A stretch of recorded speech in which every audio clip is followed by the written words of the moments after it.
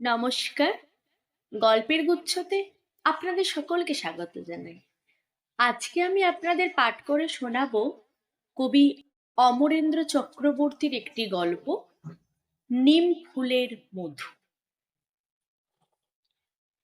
নিম ফুলে এবছর কম মৌমাছি বসছে, লিচু গাছেও গতবারের চেয়ে কম।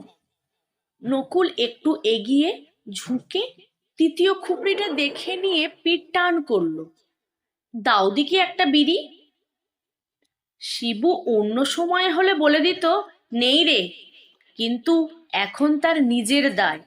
ট্যাঁক থেকে আস্ত একটা বিড়ি নিয়ে নকুলের হাতে তুলে দিতে তার মনটা একটু খচখচ করছে। যাগ্গে, অন্যভাবে সে এর 5 গুণ পুষিয়ে নেবে। সে নিজেও একটা বিড়ি ধরিয়ে ধোঁয়া ছাড়ে। বড় 2 শিশি নেব, একটু সস্তা করে দিস। নকুল হাহা করে ওঠে, করো কি, বাইরে চলো, ধোঁয়ার গন্ধে এক্ষুনি সব ক্ষেপে উঠবে। রাস্তায় পা দিয়ে সে নিজের বিড়ি ধরায়। নিমের মধু দিতে পারবো না, দেখলে না খুপড়ি ফাঁকা করছে। ও কথা বললে চলে, তোর ঘরে নেই? নকুল চেপে যায়। ঘরে 1 শিশি আছে। দত্তবাবু শনিবার দিন 3 টাকা দিয়ে বায়না করে গেছেন।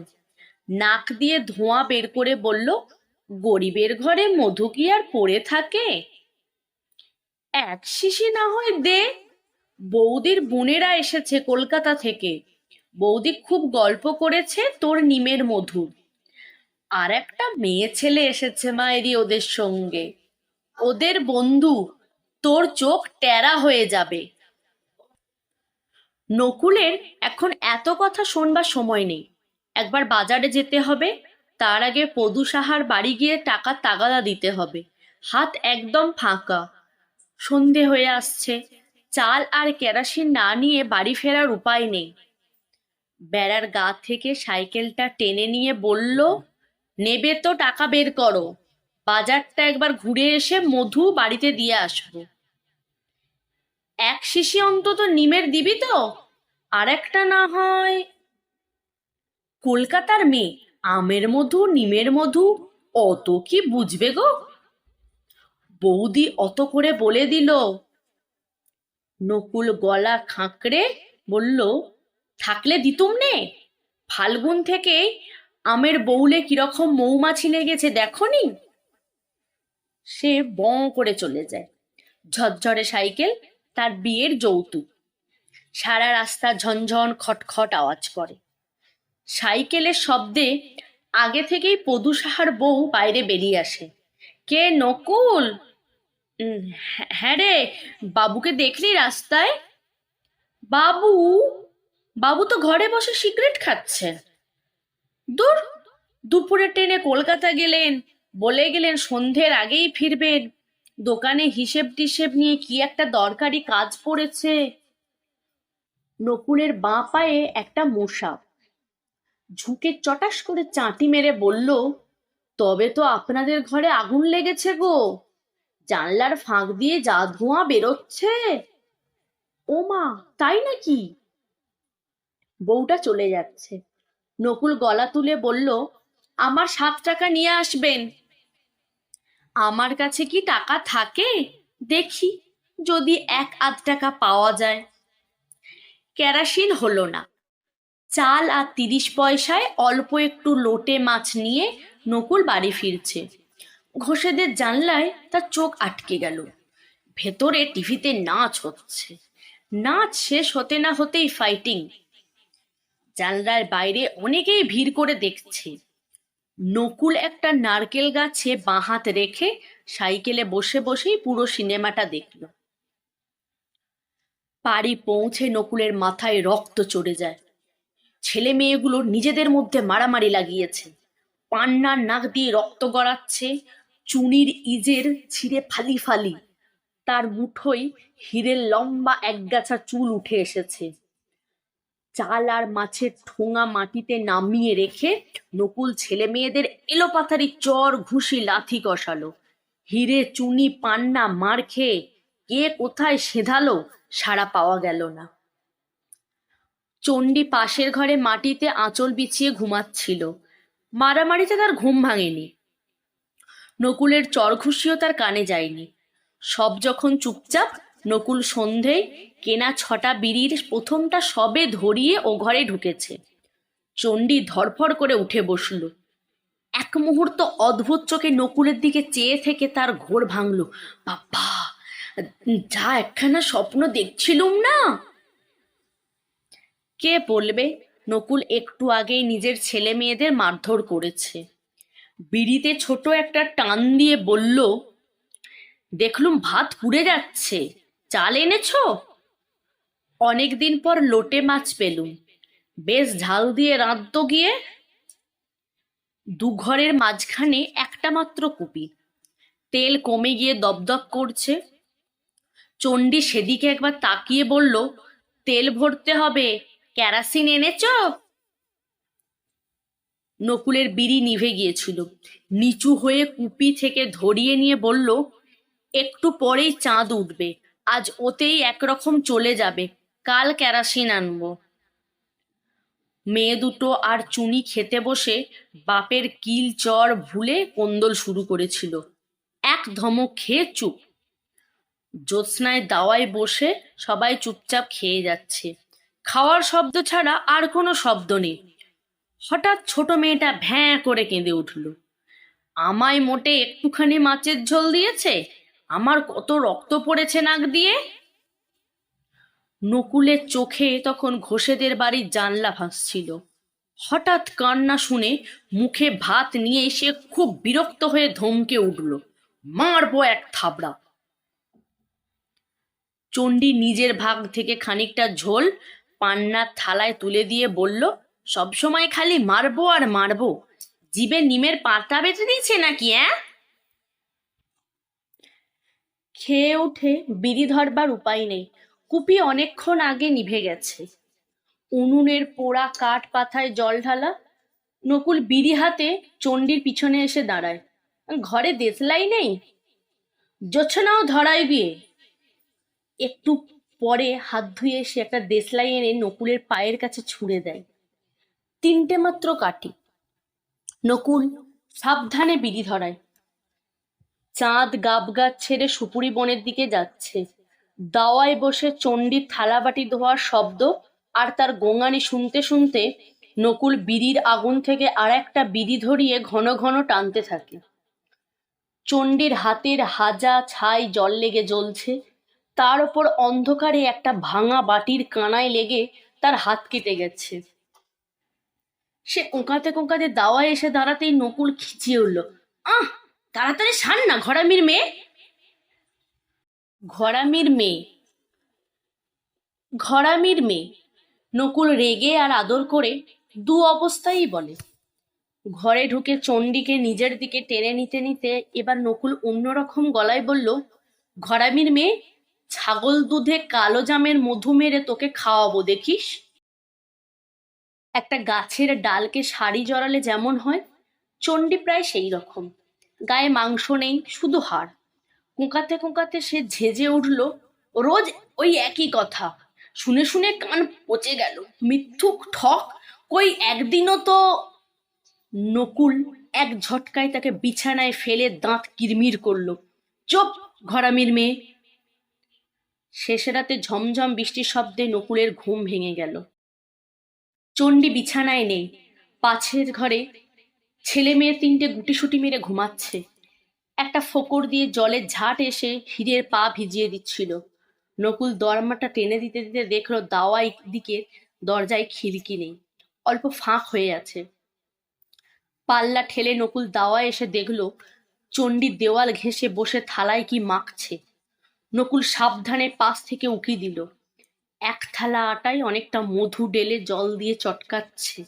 সে এক হাতে চণ্ডীর চুলের মুঠি, আর এক হাতে থালার ওপর ঘটি শিশি দিয়ে সোজা নিজের ঘরে। তারপর চণ্ডীর মুখে কাপড় গুঁজে বেদম মার।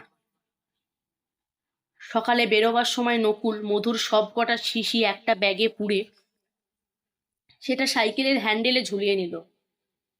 শুধু নিমের এক শিশি ঘরে রইল, দত্তবাবুর বায়না করা।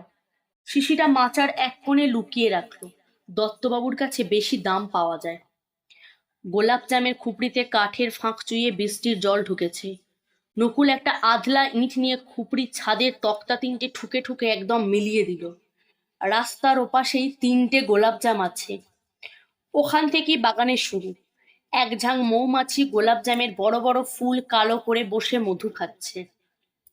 এক ফুল থেকে আর এক ফুলে ওড়াউড়ি করছে।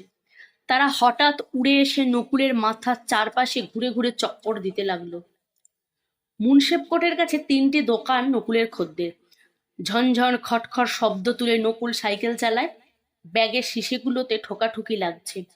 তার মাথার চারপাশে কয়েকশো মৌমাছির তোবড়ানো বৃত্তের মতো চক্কর দিতে দিতে চলেছে। এই দৃশ্য এখানকার লোকের চোখ সওয়া। এক ঝাঁক মৌমাছি মাথার চারপাশ দিয়ে নকুলের ঝনঝন খটখট সাইকেল চালিয়ে যাচ্ছে দেখে শিবু দূর থেকে চিৎকার করে ডাকলো, নকুল, ও নকুল। নকুল ফট করে ঘাড় ঘুরিয়ে দেখে শিবুর সঙ্গে তিনটে মেয়ে।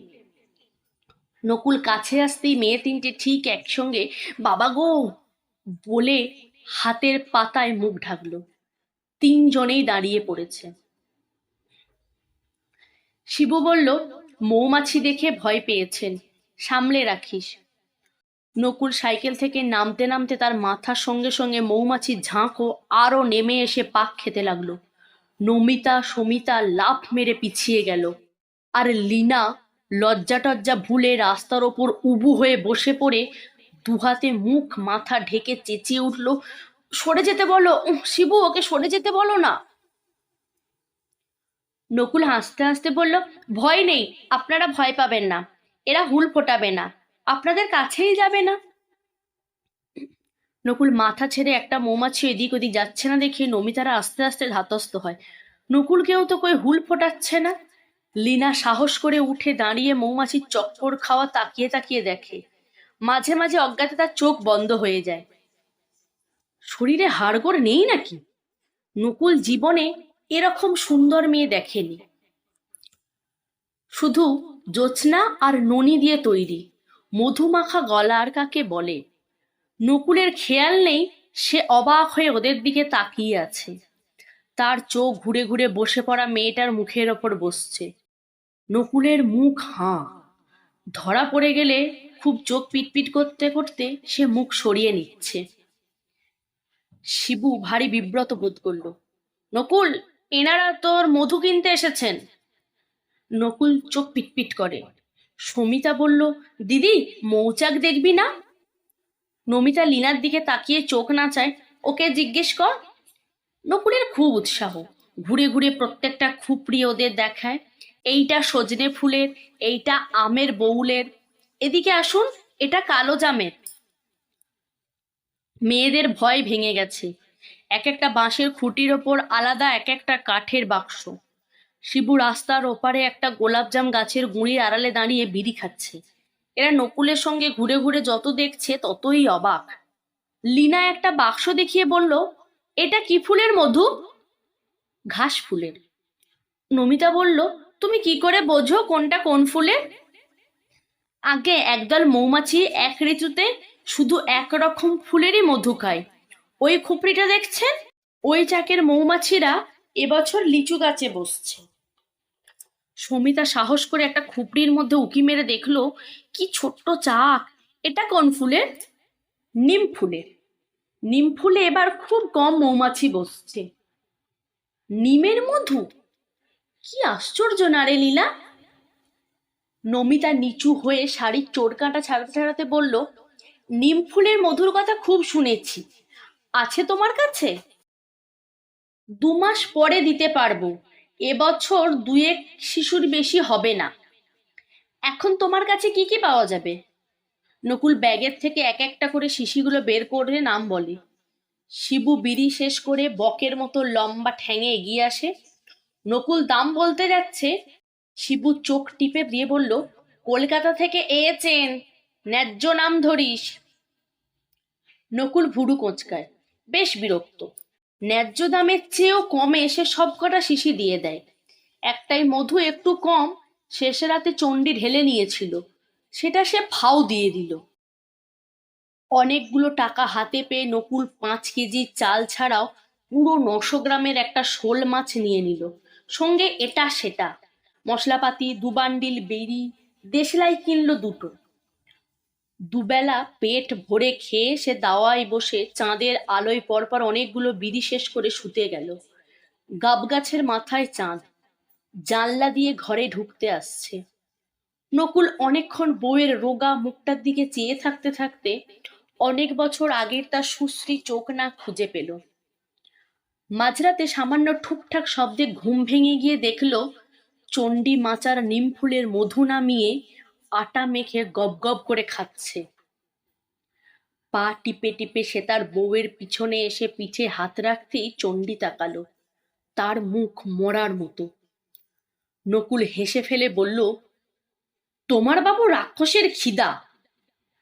চণ্ডী এতক্ষণে হাসে, কখনো বাচ্চা পেটে ধরনি তো? নকুল শিশি থেকে আরো খানিকটা মধু ঢেলে দিতে দিতে বলল, এমন শুকনো শুকনো খাচ্ছিস, দম আটকে মরবি নাকি গো ঘরামির মেয়ে? ধন্যবাদ। গল্পটি কেমন লাগলো আপনাদের জানাতে ভুলবেন না। যদি আমার গল্প আপনাদের ভালো লাগে, please like, comment and subscribe my channel.